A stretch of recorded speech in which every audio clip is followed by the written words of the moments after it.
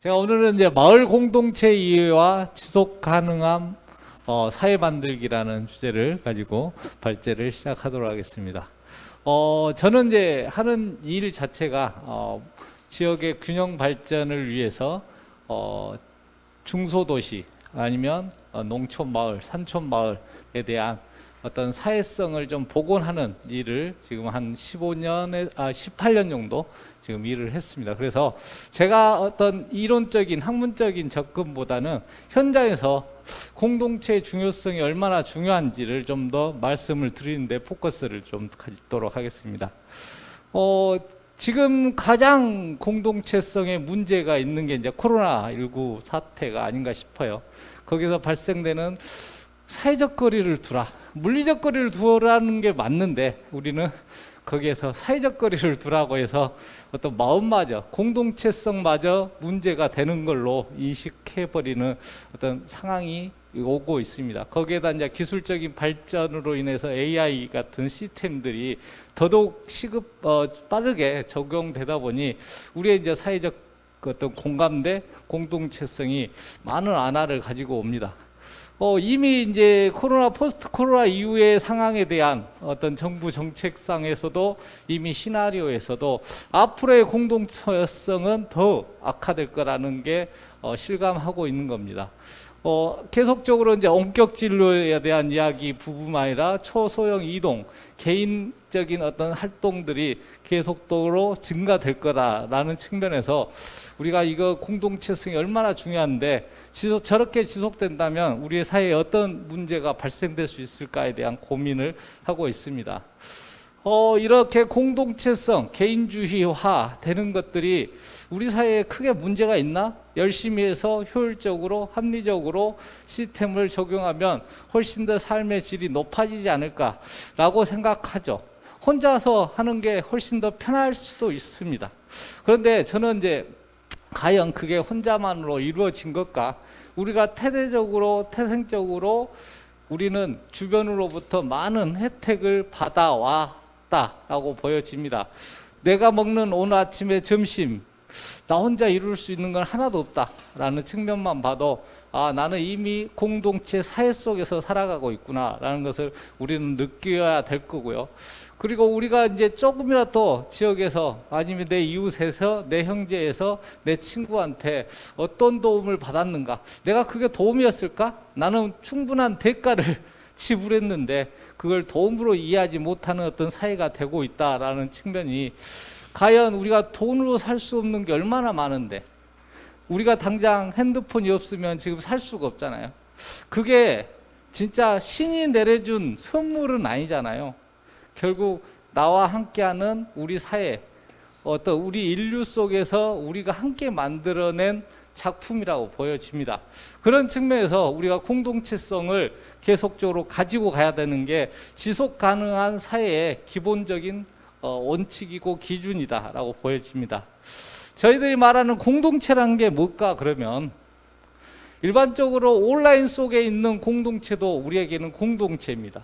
같은 관심을 가지고 같은 환경 속에 공유하는 것을 공동체라고 하듯이, 자, 우리가 원하는 것들을 함께하는 사람, 그게 온라인이든 미국에 있는 서울에 있는 우리 친구들도 공동체이죠. 그렇지만 제가 오늘 말씀드리고자 하는 것은 지역을 기반으로 하는, 같은 지역 공간 내에서 같이 얼굴을 부딪히고 이야기를 나누는 어떤 상호작용을 지속적으로 하는 지역 공동체를 좀 말씀을 드리고자 하는 겁니다. 이런 지역 공동체가 파괴됐을 때 우리에게 나타나는 엄청난 어떤 사회적인 문제들이 있을 수밖에 없기 때문에 꾸준히 우리는 지역 공동체를 어떻게 하면 활성화시키고 회복시킬까가 정부의 정책적으로도 꼭 필요하다라는 말씀을 드리고 싶습니다. 그런데 일반적으로 이제 지역에서 저희들이 이제 많은 주민들과 시민들과 만나다 보면 이런 공동체 하면은 왜 만나는가요? 왜 우리가 함께 이 자리에 있을까요? 하면 결국 우리 지역을 위해서 뭔가 뜻을 합하면 도움이 되니까 라고 하면서 속마음은 이거였어요. 지원금 받으려고. 결국 정부에서는 개인한테 지원하는 것은 한계가 있으니 어떻게 보면 지역에 공동으로 공익적인 공공적인 목적의 예산들이 많이 투입되니 우리가 함께하면 예산 많이 받을 수 있잖아 라는 측면으로 접근을 많이 하더라. 그래서 이렇게 많은 사람들이 모여서 진정으로 우리가 우리 지역을 우리 마을을 뭔가 발전시키기 위해서 모였다기보다는 어떻게 보면 그들은 공동체를 이용해서 우리 마을에 사업을 하는 것이 목적인 테두리가 꽤 있더라. 자, 그렇지만 저는 그것을 결국 나쁘다고는 하지 않습니다. 우리가 더 이상 우리 주민이 개별적으로 우리 마을의 대표가 혼자 우리 마을을 건질 수도 없고요. 행정이 우리 마을을 어떤 문제점들을 개선할 수가 없다라는 측면에서 전문가나 공무원이 우리 지역, 우리 마을을 해결할 수 없을 때 우리가 함께 모여서 우리의 작은 문제, 예를 들어 쓰레기가 매일 모이는 곳에 아주머니는 항상 그 쓰레기를 치우고 싶어 하기도 하고요. 취미 생활을 할 수 있는 사람이 없는, 우리 친구가 없는 중년 어르신은 같이 목공도 해보고 싶고 같이 술도 한 잔도 마시고 싶은데 그런 친구 없는 주민들도 있을 거고요. 하루하루가 애롭고 지치고 쓸쓸한 할머니도 계실 겁니다. 이러한 작은 것들을 우리가 공동체가 없다면 그냥 행정 공무원이 해결해 줄 수 있는 사항은 절대 아니잖아요. 그래서 이런 공동체성을 통해서 한다면 우리가 가지고 있는 소소한 불편함, 불만 아니면 문제를 해결할 수 있는 것들이 엄청나게 많습니다. 결국 그들의 행복도를 올릴 수 있는 게 결국 우리의 공동체다라고 저는 보여지고 있고요. 우리는 예전부터 이런 공동체를 기본으로 깔고 살았습니다. 정자나무 문화, 항상 여기에는 정자나무가 세워져 있었고 거기에서 많은 경조사, 마을의 경조사를 논의했기도 했고요. 품앗이의 기본이 되기도 했습니다. 자, 이러한 문화가 없어져서 우리의 공동체성, 공동체의식, 한민족의 의식들이 점차 감소하고 있지 않을까라고 생각을 하고 있습니다. 우리가 이제 공동체를 위해서는 어떻게 하나요? 상문적으로는 아주 단계적으로 이렇게 제시하고 있습니다. 일단 공동체가 이루기 위해서는 여기에 모인 사람이 한 가지 생각, 목표의 통합이 필요하다. 자, 목표가 통합됐으면 그것을 어떻게 이룰 것인가에 대한 사업의 통합이 필요하다. 각자 하는 게 아니라 사업이 통합되면 그 사업에서 같이 논의할 공간들이 필요하다. 공간적인 통합.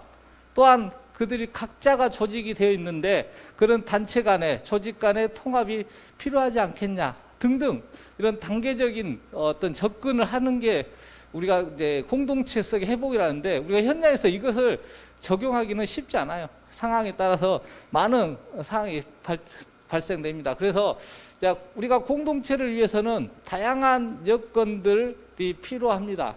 예산도 상당히 필요하고요. 어떻게 보면 법적인 제도적인 측면도 상당히 필요하고 또한 더 필요한 것은 이 공동체가 필요하냐에 대한 주민들의 동의, 공감들이 더더욱 필요하죠. 지역사회를 보시면 엄청나게 많은 간변단체, 공동체 조직들이 있습니다. 야, 우리 충분히 공동체야 라고 하지만 각자가 또 흩어져서는 각자의 어떤 목소리를 내기도 합니다. 그게 과연 공동체인가 아니면 정말 자기의 이익을 위한 단체, 조직인가를 한번 고민할 필요는 있습니다.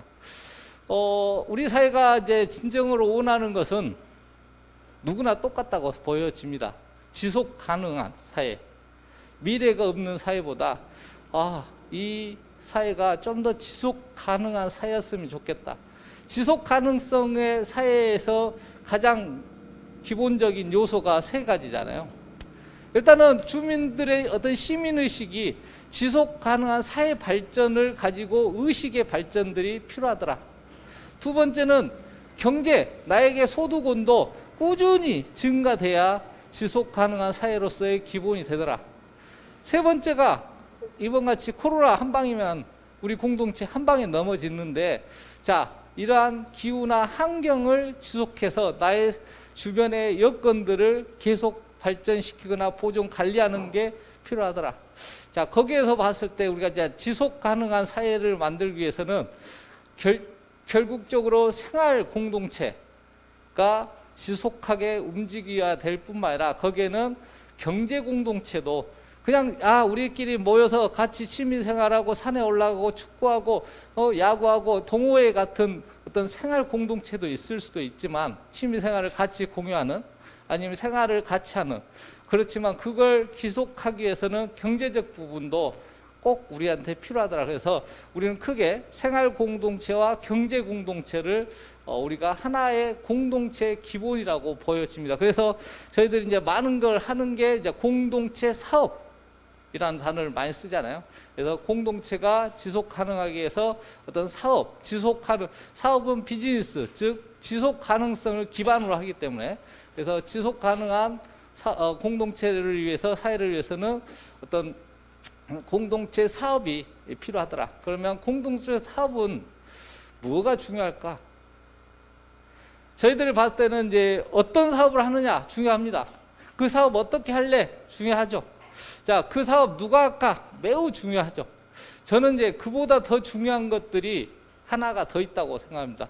이 세 개보다 더 중요한 게 바로 이 공동체가 우리 이거 왜 하는데, 공동체 사업에 대한 확신이 있지 않고, 야 남들이 하니까 우리 이거 하면 사업비 받을 수 있대, 자 이거 하면 재밌대, 야 이거 네가 해봐가 아니라, 자 우리가 왜 모였을까에 대한 명확한 어떤 기준, 확신이 좀 있지 않으면 이게 하나라도 무너지는 순간 공동체는 이루어지지 못하더라.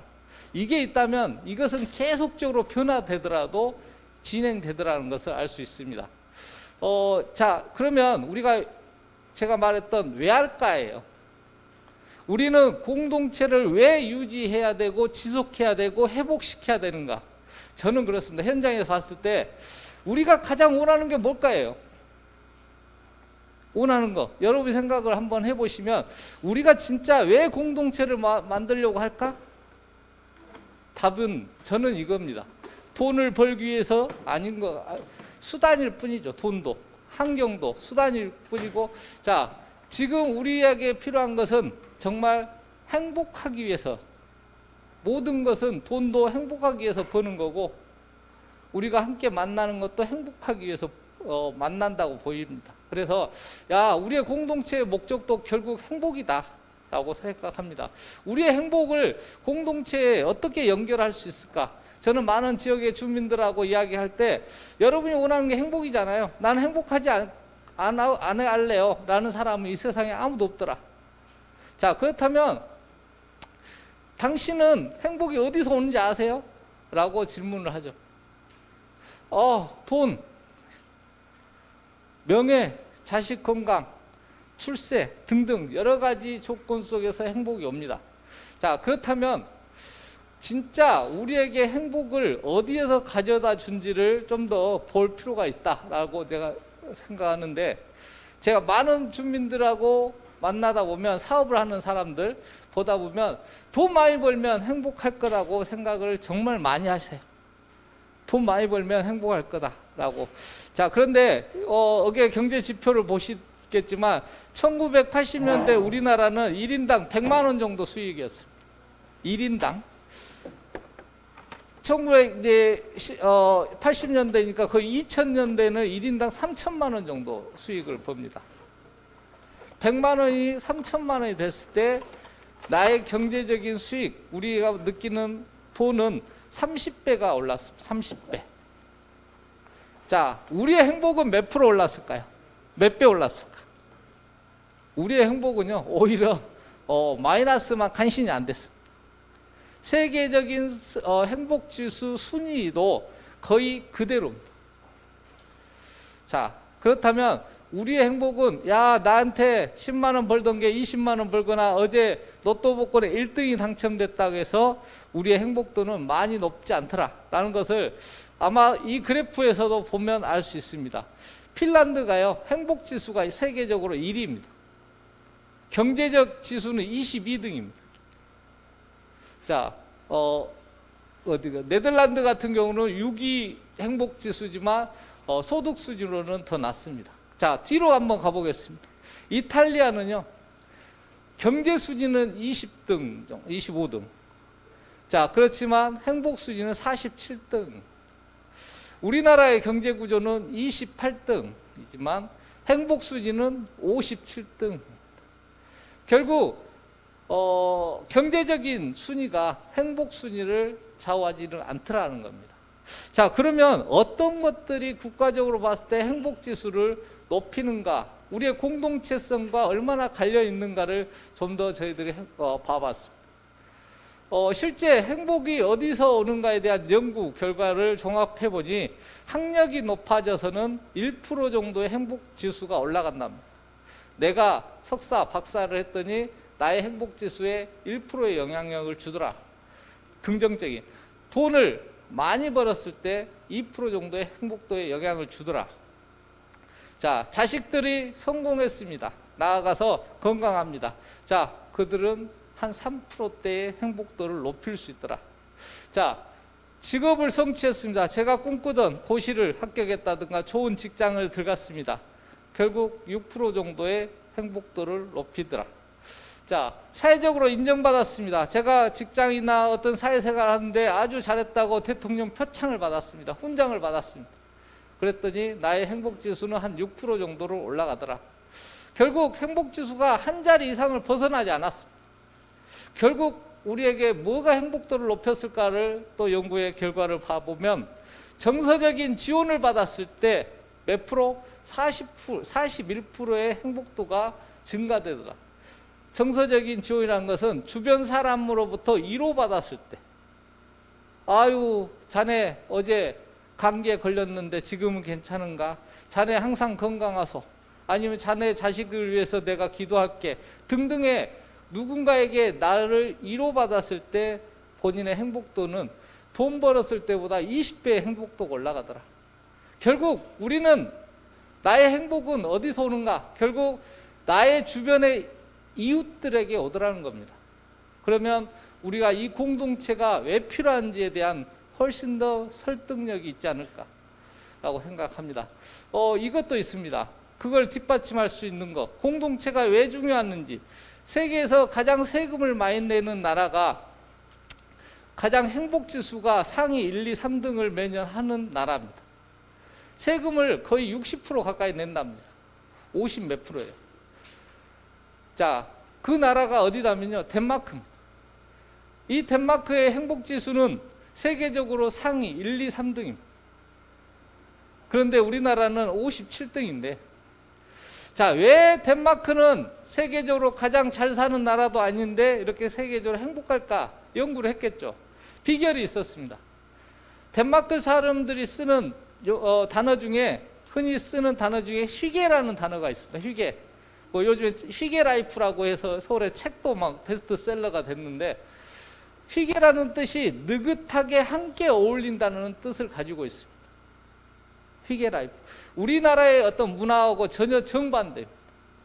우리는 처자식을 위해서 헌신하는 가장의 모습, 그 다음에 빨리빨리라는 문화 속에 살아가다 보니 57등이 아닌가 싶습니다. 이 마을은 느긋하게, 이 나라는 느긋하게 함께, 혼자가 아니라 함께 어울리는 문화를 몸속에 뼈까지 스며들어 있다는 거죠. 그러다 보니까 행복지수가 높더라. 자, 또 하나를 말씀을 드리면 법률 스님, 그래도 알아주는 철학가이시니까 이 철학가의 머릿속에는 행복하고 싶으려면 느긋한 마음으로 남과 함께 세상을 위해 써보십시오. 그러면 행복지수가 높아진다고 합니다. 자, 덴마크 사람도 그랬고요. 법률 스님도 말한 것처럼 함께해야 행복하다라는 말에서 우리가 얼마나 공동체를 강조해야 되는가, 사회적으로. 좋은 건물 한 채 더 지어주는 것보다, 도시가스 인입시켜주는 것보다, 도로 하나 빵빵 뚫어주는 것보다 우리의 이웃을 어떻게 만들어줄까가 우리에게, 우리 사회에 더 필요하지 않을까라고 생각이 됩니다. 행복지수가 높은 나라들 다시 한번 보면요, 핀란드, 노르웨이, 덴마크, 아이슬란드, 스위스 등등등입니다. 거의 동유럽이긴 합니다. 그 나라의 공통점을 한번 찾아보면 명확하게 얼마나 공동체성이 중요한지를 보여줍니다. 이겁니다. 아까 행복지수가 높은 나라와 이 순위가 거의 비슷합니다. 비례적으로. 그게 뭐냐면 성인의 평생학습 참여율의 상위 랭킹 나라입니다. 거기가 행복지수 나라하고 비슷하더라. 자, 이런 행복지수가 높은 나라들은 평생 동안 같이 어울려서 같이 공부합니다. 우리나라는 32%, 성인의 32%만이 평생학습을 한다. 자, 성인이라면 20대 이상이죠. 우리나라의 대학생들을 빼면 거의 어른들은 공부하지 않는다, 모여서. 그게 우리의 행복지수를 낮춘 결과이지 않을까라고 생각합니다. 우리도 함께 어울려서 서로 지역을 위해서 고민하고 나누고 하는 문화들이 절대적으로 지금 필요하지 않을까라고 생각이 되고요. 즉, 바쁘다는 이유로 함께 어울리지 않는다는 것은 나의 행복을 발로 걷어찬 행위가 아닐까 싶습니다. 그래서 이렇게 이제 공동체 사회를 위해서 다양학적인 활동들이 보여지고, 이런 공동체의 중요성이 이제 어떤 지역사회에 전반적으로 이제 깔고 가고 있습니다. 그래서 다양한 형태로 함께 모이는 형태의 마을 카페 같은 것들이 많이 만들어지고 있고요. 함께 기르는 공동육아, 함께 먹는 생협, 함께 일하는 마을 기업, 함께 나누는 마을 미디어, 함께 즐기는 축제, 함께 지키는 마을 관리소, 함께 배우는 마을 학교, 함께 돌보는 커뮤니티 케어 같은 것들이 지역사회에서 많이 이루어지고 있습니다. 자, 이러한 것들이 우리의 행복도를 높이는 활동, 즉 공동체성을 통한 지속 가능한 사회를 위한 다각적인 활동이 있고, 또 사회적으로 이런 것들을 많이 지원도 하고 있어서 정말 다행으로 생각하고요. 제가 이제 커뮤니티 케어, 함께 돌보는 활동들이 잘 돼서 주민들이 얼마나 행복한 마을 하나를 간단히 소개하면, 경기도 여주에 있는 당진리라는 마을입니다. 그 마을에서는 밀머리 마을이라고 합니다. 밀머리. 그래서 그 마을에는 이제 폐교가 하나 있는데, 그 폐교에 늘 푸른 자연학교라고 하는 대안학교, 방과 후 활동들을 지원하는 대안학교에 새로운 교장 선생님이 오셨어요. 김태양 교장 선생님이라고. 그래서 대안학교에 많은 젊은 청년 교사들이 함께 오셨습니다. 그래서 그 동네에 이제 오전에는 이제 정규 학교에 가니까 아이들이 없어요. 그러면 그 오전에 선생님들은 함께, 그 여주하면 쌀이 유명하니까 그 쌀 가지고 빵을 만들어서 우리 어르신들을 찾아다니면서, 할머니, 어르신, 오늘 아침은 뭐 드셨어요? 어제 건강은 괜찮으세요? 감기는 나으셨어요? 라고 하는 활동들을 시작했더니 엄청난 마을에 변화가 생겼습니다. 왜 이 사업 하세요? 그랬더니 그냥 우리 마을 사람들이 행복하고 싶었어요, 함께. 라고 시작을 했답니다. 이 마을에서는 엄청난 변화가 됐고, 마을 청년들과 밀당 청년이라고 이름을 지었는데, 청년들과 우리 어르신들이 함께 마을 축제도 이렇게 열고요. 마을 아이들과 함께 공유하고, 아이들이 지나가면 할머니들은 너무 반가워해 주고 있습니다. 이게 이제 대안학교 아이들인데, 그래서 우리가 이런 공동체를 이루기 위해서는 행정에 엄청난 지원이 필요합니다. 이 빵을 만들 수 있으려면 돈이 있어야 되잖아요. 행정에서 예산이나 제도적으로 빵을 만들어서 파는 행위가 아니니까 법적으로 위생법상의 문제가 또 안 생기셔야 돼요. 자, 왜 쌀이 있는데 밥을 안 해주고 빵을 했을까? 이제 보관의 문제, 전달의 문제, 어르신들한테 도시락 줘봤자 입맛에 안 맞으면 놔뒀다가 결국 버려져요. 빵은 오래 저장성의 문제, 전달도 편하고, 또 매일같이 빵을 주는 게 아니고 일주일에 2번 주기 때문에 의외로 맛있게, 또 밭에 갈 때 가지고 가고 휴대성도 편해서 빵을 선택을 했답니다. 그런데 의외로 반응이 엄청 좋았대요. 그래서 행정에서 이런 예산들을 지속적으로 지원해서 이제 한 마을로 시작했던 것이 옆에 마을로 지금 전파되고 있습니다. 또한 중간 지원 조직에서 그거에 대한 기획을 해주고, 빵을 만들 때 우리는 한 번도 안 만들어 봤잖아요. 교사들이 무슨 빵을 만들어 봤겠어. 그러면 거기에 대한 전문가를 붙여주고 하는 역할들도 해주고요. 주민들이 이제 활동에 참여하기 시작합니다. 아이들이 와서 방과 활동이라고 오면 뭐 논에 대해서 할아버지 하면은 엄청나게 자세히 알려주는 것들. 그 다음에 이제 핵심 리더, 아까 같은 교장 선생님과 마을 이장님이 이게 동참해서 만든 활동이거든요. 이런 핵심적인 리더들이 좀 같이 했을 때 우리가 공동체성이 이루어지지 누구 혼자의 힘으로는 한계가 있더라는 겁니다.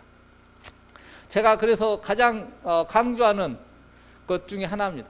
지역이 공동체를 회복하기 위해서는 쓰리고를 잘해야 된다.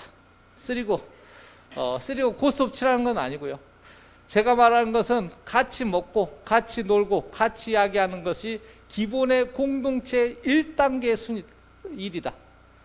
자, 우리는 공동체의 가장 작은 단위를 식구라고 합니다. 식구라는 것은 피를 나눈 사람을 식구라고 하지 않고 같이 밥 먹는 사람을 식구라고 하죠. 식구는 공동체의 가장 작은 단위입니다. 그런데 우리 지역사회에서 공동체를 하고자 하는데 같이 밥도 안 먹어요. 과연 그게 공동체가 될까?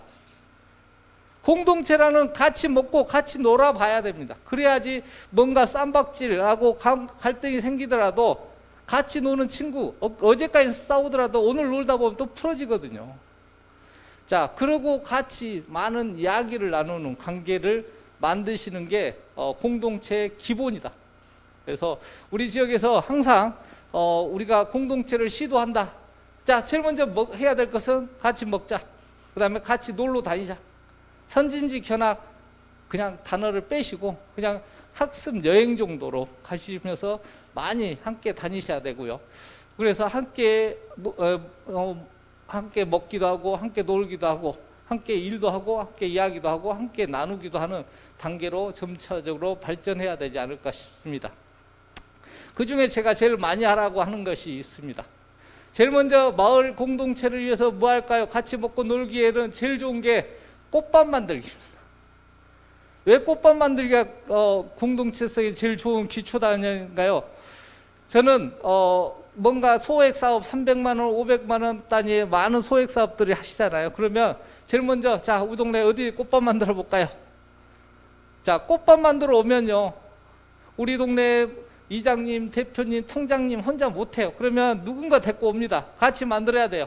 자, 같이 만들었는데 누구는 나가서 일하는데 누구는 안 도와줘. 미안해.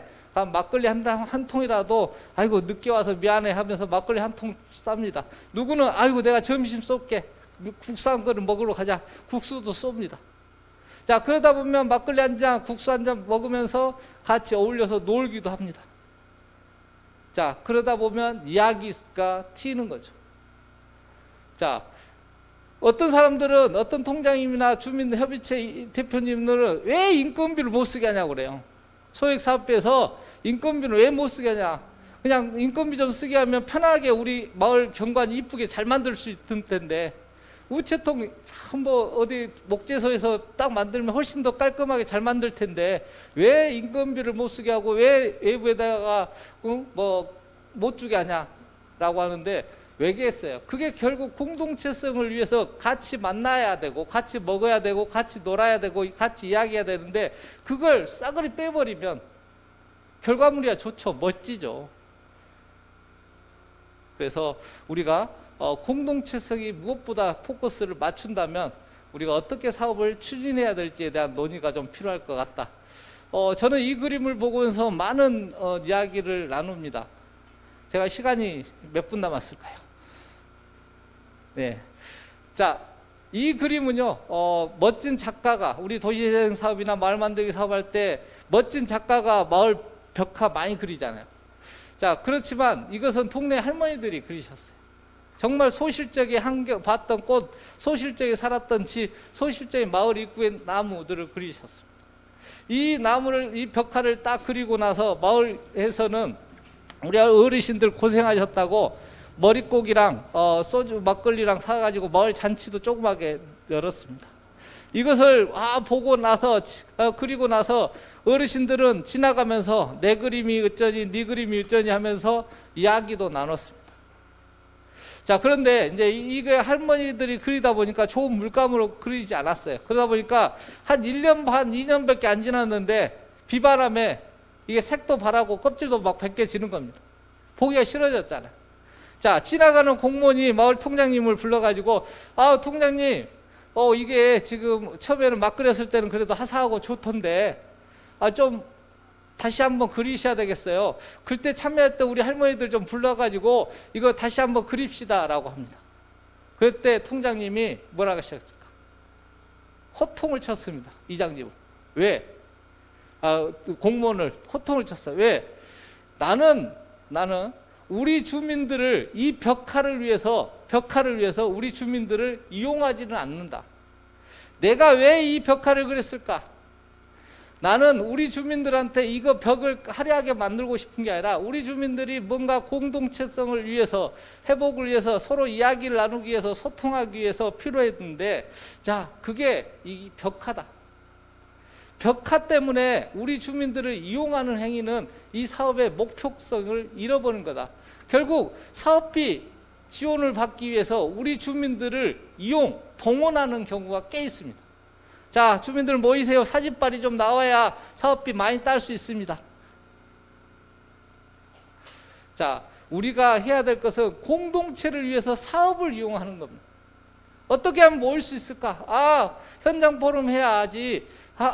많은 사람들 모이겠구나. 그럼 우리 현장 포럼 한번 해보자. 우리는 반대로 현장 포럼 해서 사람들 많이 모여야 사업비 따구나 라는 논리로 사업을 하고 있습니다.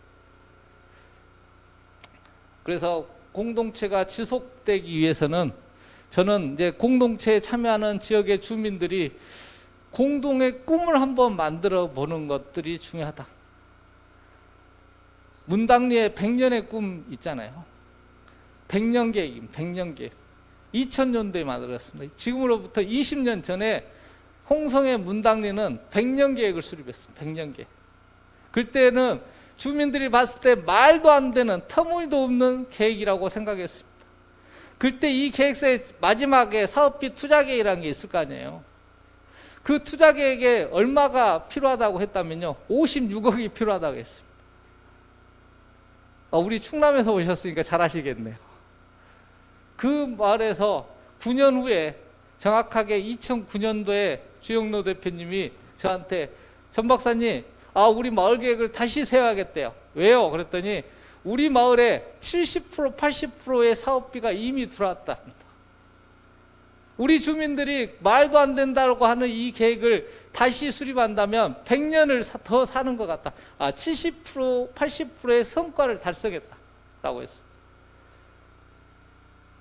자, 우리도 우리 공동체가 움직이기 위해서는 하나의 목표점이 좀 같이 있었으면 좋겠다라는 말씀을 드리고요. 또 하나는 올바른 가치관이라고 생각합니다. 주민들이 공동체를 통해서 얻고자 하는 게 동업하자는 거 아니잖아요. 공동으로 사업하자. 그러면 동업하자. 여러분이 과연 동업에서 성공할 거라는 확신을 갖는 사람이 여기 몇 분이나 계실까? 동업하면 우리는 뭐 한다? 망한다 라고 생각하잖아요. 우리는 이게 동업이 아닙니다. 같이 벌어서 같이 쓰는 사업이 아니다 하는 겁니다. 자, 저는 공동의 노력이 필요하다라는 것으로 포커스합니다. 자, 소득은요, 돈 버는 것은 각자의 역할이라고 보여집니다. 우리가 사회주의가 아니거든요. 효율성 떨어지거든요. 자, 정말 마을 공동체 사업은 지역 여건을 개선하기 위해서 공동의 노력이 필요한 부분에 함께하는 겁니다. 공동의 노력이 필요한 곳에. 마을 이미지를 개선한다든가, 주민들이 함께 축제를 한다든가, 주민들이 함께 뭔가를 활동을 해본다든가. 나 혼자 취미생활 해봐도 재미없잖아요. 그게 이제 공동체 사업으로 보여요. 소득은 당연히 내 돈도 내고 출자도 하고 해야 사업으로서의 가능성이 있는 거죠. 이런 수평적인 관계 속에서는 절대 사업은 성공할 수 없다. 경제적인 사업은 무조건 수직적인, 효율적인 때만 수익성을 보장받기 때문입니다. 그 다음에 네 번째는 이런 사업을 하기 위해서는 공동의 사회적 책임감을 가지고 가야 된다. 주민들이 같이 하는 사람들이 네 책임 내 책임, 리더가 잘못했는지 행정이 잘못했는지가 아니라 전문가가 잘못했는 게 아니라 우리가 신뢰감을 가지고 공동의 책임의식이 필요한데 이러한 것들을 다 갖추기 위해서는 상당히 힘듭니다. 많은 경험도 필요하고요. 공부, 학습도 필요하더라. 거기에 많은 갈등도 당연히 발생하는데 그에 대한 대응 방법, 논리도 충분히 갖추고 가야 된다. 그러기 위해서 공동체가 지속하기 위해서는 가장 중요한 것은 공동체 사업하려고 하는데 제일 먼저 우리가 공동체 하려면 시설, 공간이 필요해요. 자, 거기서 뭘 할까요? 그거 누가 운영할까요?를 찾는 것이 순서가 아니고요. 저는 무조건 반대로 생각하셔야. 자, 제일로 필요한 것은 우리 사람이더라. 그 다음에 사람들이 할 수 있는 수준, 우리가 모인 사람들이 할 수 있는 수준의 프로그램을 갖고 거기에 필요한 시설을 고민하는 게 필요한데 대부분의 우리는 여기에 적응이 많이 돼 있죠. 야, 우리 공간 어디다 세울까? 야, 어디 군청에서 시에청에서 좀 유흥시설 같은 데 없을까? 야, 그 공간 우리한테 공짜로 좀 줬으면 좋겠어. 거기서 뭐 하실 겁니까? 카페 할까? 너무 단순하죠. 자, 누구랑 할까? 야, 우리끼리 한번. 아니, 사람 없대. 협동조합 5명이라는데 그럼 2명 더 친구 데리고 올게. 뭐 그런 방식으로 사업을 하고 있습니다. 자, 우리는 먼저 사람과 거기에 할 수 있는 프로그램 고민, 우리에게 진정 공동체로서 활동할 수 있는 프로그램을 만들고 거기에 적합한 시설이나 공간들을 확보하는 게 좀 필요하고요. 우리가 이제 서로 많은 공동체라 하는 병, 피를 나눈 형제, 자식, 부모 간에도 상처를 받는데 피도 안 나누고 평생을 같이 살아보지 않고 30년, 50년을 따로 살았던 분들이 같이 공동체를 형성한다는 것은 쉽지 않습니다. 그래서 공동체 사업에서 제일 중요한 것은 리더인데 그 리더가 갖춰야 될 것은 올바른 가치가 사심이 아닌 가치관이고 꼭 버려야 될 2가지를 저는 이렇게 합니다. 욕심하고 자존심. 욕심 안 부린 것 같지만 옆에 보면 다 보이잖아요, 여러분도. 자존심, 그 상처 조금만 받으면 그냥 모르겠다, 나 안 해. 내가 왜 이것을 하지? 천금을 버는 것도 아닌데 라고 하면서 그냥 부서지는 경우가 많습니다. 공동체를 위해서 저희들 주민과 참여하는 주민들에게 이 3가지는 리더가 꼭 줘야 된다. 뭐냐? 첫 번째, 그들한테 혜택을 줘야 된다. 야, 공동체 왔더니 정말 행복하더라. 공동체 왔더니 내가 용돈 벌이라도 또 10원 벌더라. 내가 이렇게 돈 들어갈 것을 좀 세이브 하더라. 2번째, 재미입니다. 왔더니 집에서 혼자 TV 드라마 보는 것보다 훨씬 재밌어야 됩니다. 그러지 않으면 TV 드라마 봅니다. 나오라면 안 나온 거였죠. 손주놈 보는 것보다 훨씬 재밌어야 되고요. 고추 따러 가는 것보다 훨씬 즐거워야 옵니다. 어떻게 하면 재밌게 만들까? 뭔가 사회적 일을 하고 명분을 만들고 일을 시키고 하는 것이 목적이 아니라 혜택을 주고 즐거움을 주고 마지막에 제일 중요한 게 저는 명분이라고 봅니다. 자네가 와야지, 자네가 와야지, 아니면 어머니가 오셔야지, 아이고 형님이 오셔야지 이 일이 잘 됩니다. 우리 공동체가 잘 될 수 있습니다. 그래야지, 머릿수라도 좀 채워줘봐. 그렇게는 안 되더라고요.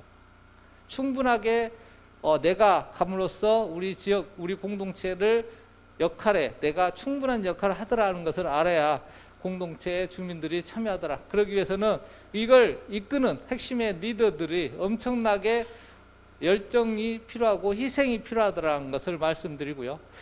그렇지만 결코 갈등은 절대 피할 수 없다.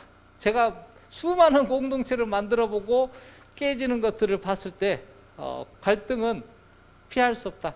갈등은 해소하는 게 아니더라. 갈등은 관리하는 거다라는 겁니다. 그래서 우리가 어떻게 갈등을 잘 관리할 것인가, 그게 엄청나게 시너지 효과도 있습니다. 갈등이라는 것은. 갈등이 일어나지 않으면 발전이 없거든요. 뭔가 싸움을 해야 발전이 있습니다. 그것을 좀 더 긍정적으로 가지시고, 갈등이 없다는 것은 결국 관심이 없다는 겁니다. 그래서 우리가 많은 갈등 속에서 이 공동체를 좀 잘 이끌었으면 좋겠다는 말씀으로 발제를 마무리하겠습니다. 감사합니다.